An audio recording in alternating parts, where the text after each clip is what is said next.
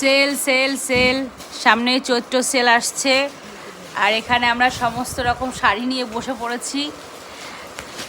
আসলে বুঝতেই পারছো এখানে বেশিরভাগ সব সুতির ছাপা শাড়িই রয়েছে।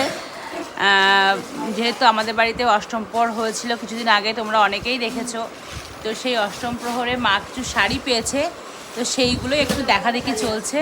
এখানে কাকিমা রয়েছে, বোন রয়েছে, মা দেখাচ্ছে। আর সবই দেখো সুতির ছাপা শাড়ি। তো মনে হচ্ছে এবার বিক্রি করতে যেতে হবে চৈত্র সেলে।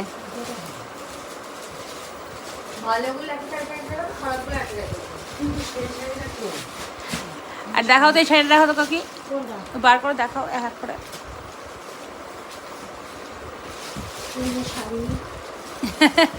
আর কি সুতির ছাপা শাড়িটা কি দেখবো? হ্যাঁ, ওইদিকে একটা দেখালো মা, আবার ওইদিকে গোছাচ্ছে সব, মানে এলোমেলো হয়ে পড়েছিল বেশ কিছুদিন ধরে, সেভাবে গোছানো হচ্ছিল না। তখন তো তাড়াহুড়ো করে চলে গেছিলাম বাড়িতে।